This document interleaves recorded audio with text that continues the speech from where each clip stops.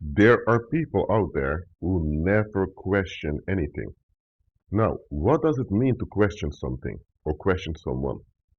To question something or to question someone simply means you examine that object or that individual to see them in their entirety. That is what it means to question something or question someone. A lot of people out there, they resist. When something happens that they're uncomfortable with, they just act out, either by walking away or by attacking. Does that mean that they question something? No, they just resist it. Some people, they shift camps. For example, maybe you grew up liberal, but now you join the conservatives because you want more security in life and you realize that the liberal lifestyle has a lot of risks with it.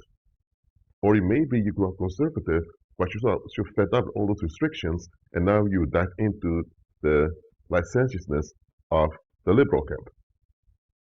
Now, shifting a camp does not mean you question anything.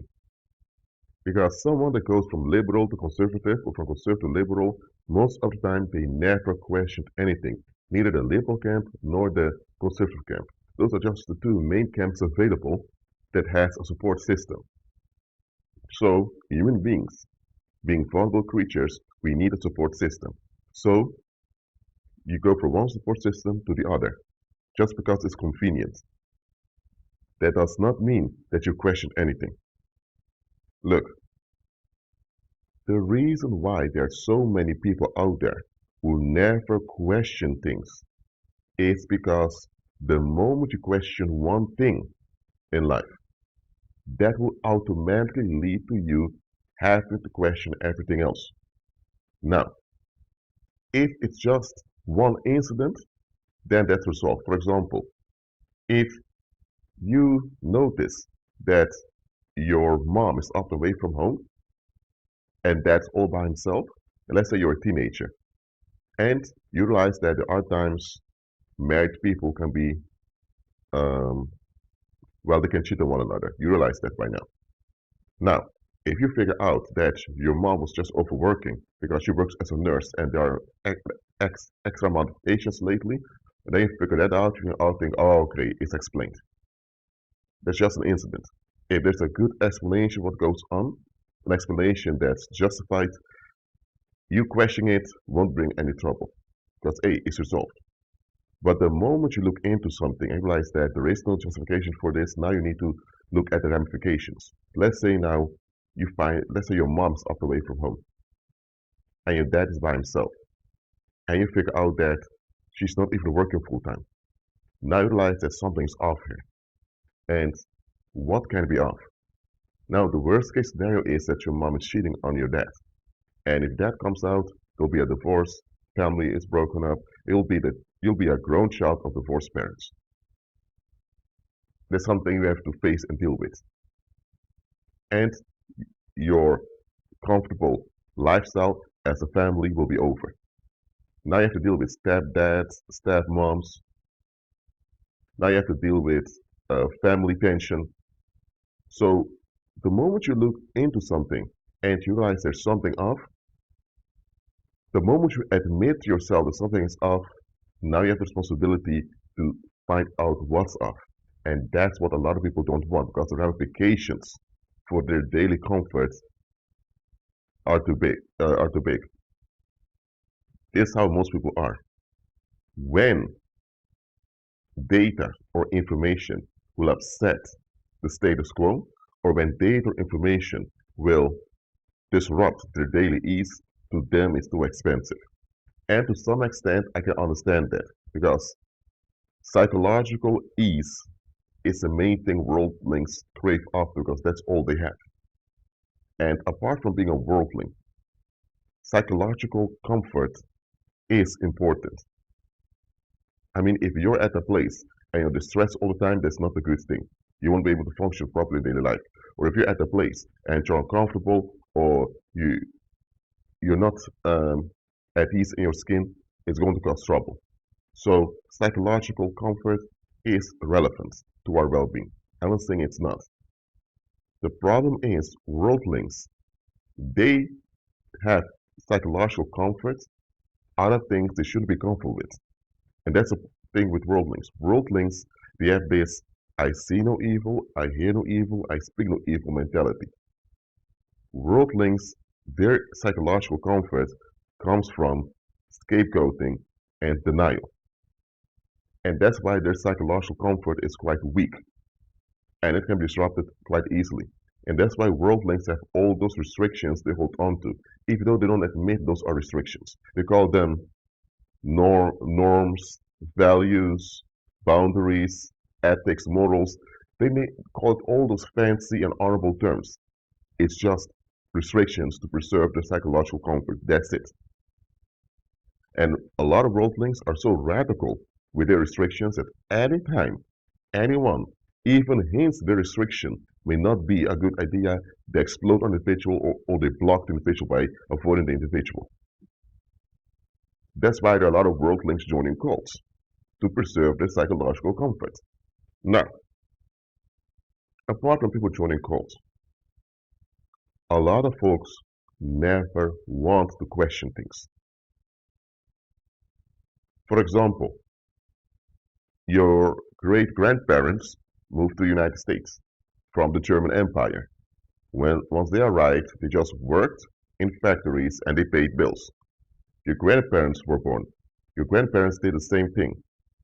Your parents had college degrees, so they worked for firms out there, law firms or whatever firms they were working for, and they did the same thing, paying bills. And now you realize, hold on a minute, 70% of the Earth's atmosphere is water, and there are many rivers in the United States. And you also have the Rocky Mountains and other mountains there where you can get fresh drinking water from. And you realize, hold on a minute, the ancient Roman Empire had aqueducts that transported fresh water from water springs all over the empire, so everyone who under Roman rule was guaranteed fresh, healthy drinking water, and they had fresh water to bathe in at bathhouses and for public toilets, and also wash clothes, all of that. So hygiene was of high quality under Roman rule. And now you live in the United States of America, which is considered the greatest country on the earth, the leader of the free world. Yet, for generations, your family has been paying water bills, and the drinking water isn't even fresh, it is polluted. Yet, the United States has a military base all over the earth. So you begin to realize, hold on a minute, what is this for a weird situation? If you admit, hold on a minute, this is an odd situation that the greatest nation on the earth, the leader of the so-called free world, can't even guarantee fresh drinking water for everyone. People have to pay water bills, and the water is not, it's guaranteed not to be clean. It's guaranteed to be polluted. They add chemicals to it. Yet this country is leading the world, want to bring democracy and freedom everywhere. The moment you admit this to yourself, that the situation is absurd, now you have to look at your parents differently. Maybe you used to look up to your parents as honorable people who work hard and will get things done. But now you have to see that your parents are just cowards who get along with societal pressure, just to fit in. Then you look at your grandparents, you realize, hold on a minute, my grandparents didn't do anything in life. They lived in an era where it was quite easy to gain a lot of farmland or to make a lot of money. They didn't do anything. Your great grandparents, they just left the German Empire. So when you look at now you look at your family history, you realize, hold on a minute, this is not really honorable at all. But then you also have to look at the people around you. And you realize that most of the people that you grew up with are kind of the same. And then you look at yourself in the mirror and realize, oh my God, I have some of those dishonorable attitudes also. So now you realize that you need to change yourself. But changing is not easy. So because you admitted the odd situation of your home country, now you need to face everything else. And this is what most people don't want to go through. They have investments in the status quo, emotional investments. So they don't want to go through the psychological discomfort of having those illusions broken down. So questioning things becomes off limits, becomes a no-go. So such people, they will insist on only being around others that validate their worldview. If they're around people who don't think the same like them, it's only because those people are worse off in some area. For example, someone may be a liberal who's pro-abortion, and she's friends or involved with a woman who can barely pay rent, and she's a single mom, and she's complaining all the time.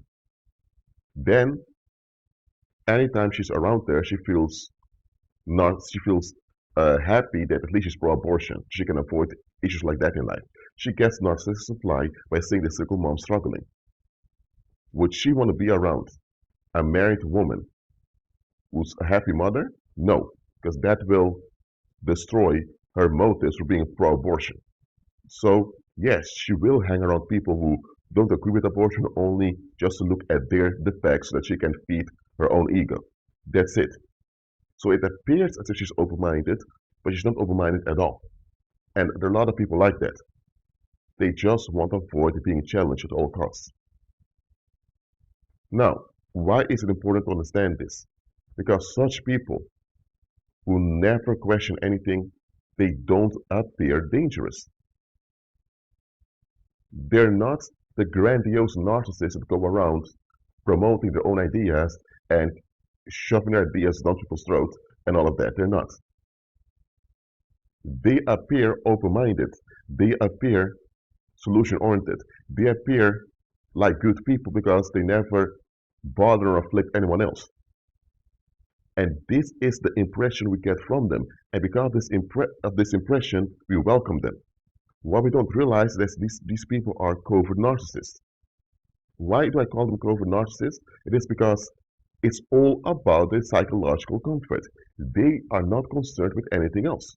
Now, of course, when someone is hit by a car, whatever, out of instinct, they will call the ambulance, whatever. So whenever there is external pressure, they will act in an empathic way. But that's only because it fits their psychological comfort. Those type of people, they are covert reprobates, is what they are. They've made up their mind a long time ago, since growing up, likely, that they will never question anything and they will walk away from anyone who forces them to question things. So such people are highly dysfunctional, but they just want you to see how dysfunctional they are. So they will always put out a performance to love bump you into thinking they're great people, but they are not. And most of the time, we fall for their performance. Why? Because we don't question ourselves either. Those type of people, they just don't want their expectations to be challenged. And they know that many other people have a similar attitude. So that's why they use this against you. That's why love bombing often works. I was watching this Netflix documentary a few days ago, and it was about this Israeli guy who was a scam artist, and he used Tinder to loot a lot of blonde females. There was also a brunette one, but anyway, his target was Scandinavian women and also women from the Germanic part of Europe who were known to have more money. So a lot of those women were kind of feminists. They were earning their own money. One of them even said, I don't really need a man to be happy, but I would fun to have a guy. Another woman believed in this Disney fairy tale. Anyway, this type of demographic of females was out there.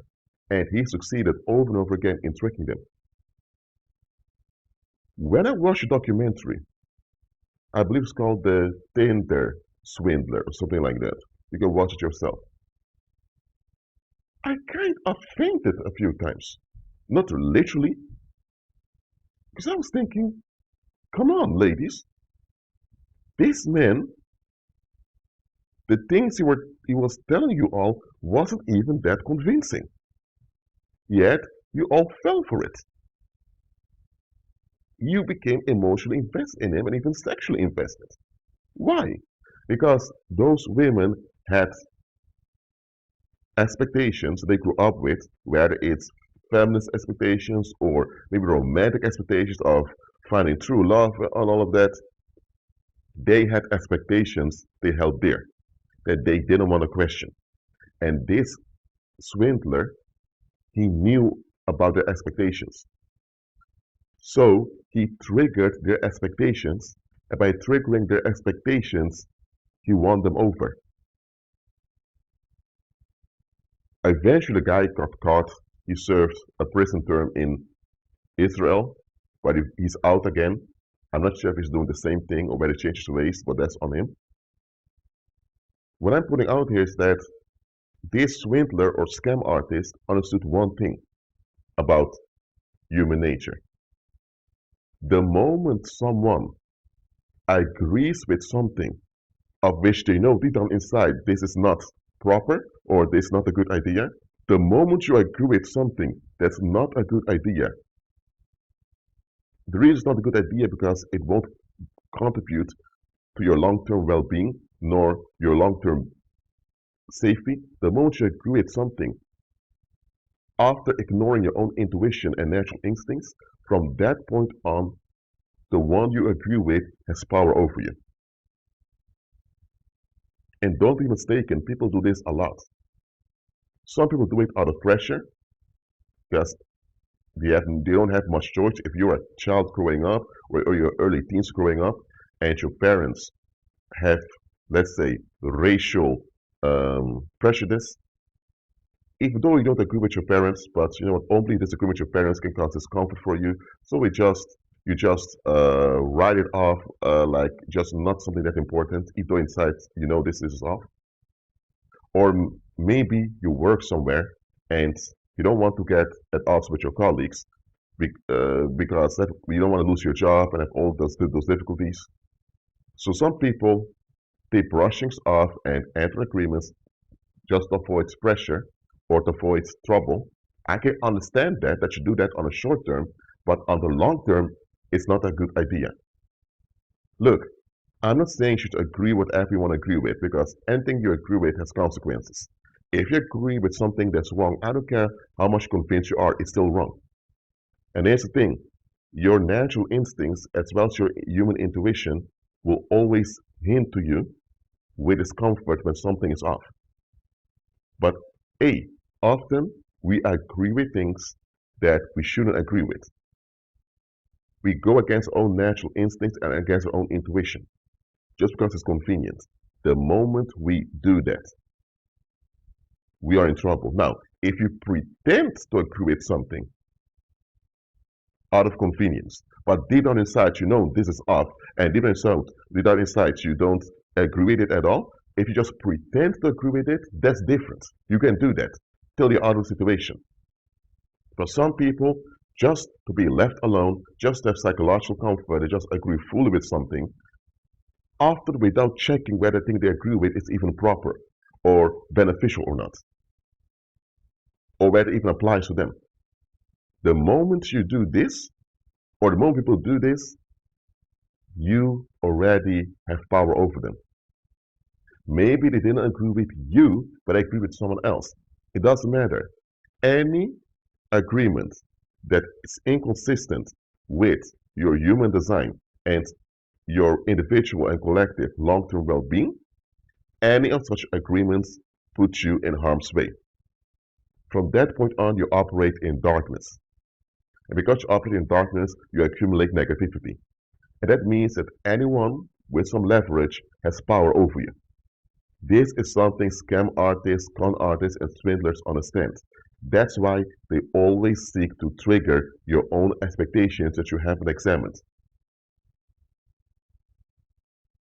Because most people just want to escape anyway, and scam artists understand this.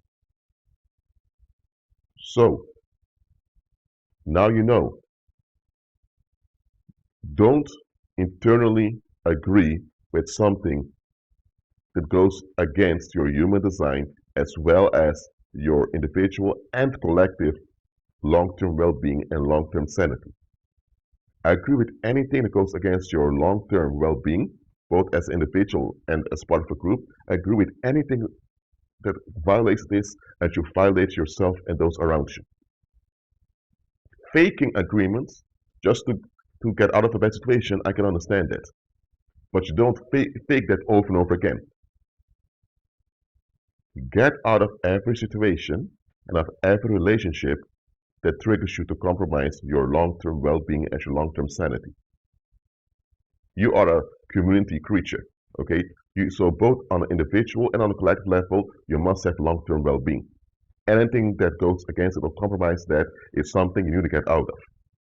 But hey, many of us were raised to be respectful, so to give in to the expectations of society. Many of us were raised to have norms, to have boundaries, to have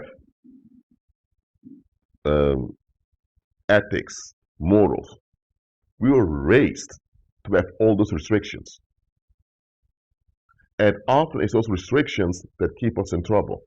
But because we are so familiar with those restrictions, we think those restrictions are valuable because we say, hey, we grew up with it. And so many people around us have similar restrictions, or there must be something to it. No. The only thing that's to it is that you are restricted and you don't want to face it. No, I'm not saying that every restriction is evil or that every restriction is wrong, but every restriction must be examined from time to time to see what is proper or not, whether it applies to you or not. The moment you're loyal to restrictions without questioning them, you have put yourself in harm's way and others gain power over you. And you're not even aware they have power over you. And bad people take advantage of you. So don't make it easy for bad people as well as for evil spirits to take advantage of you.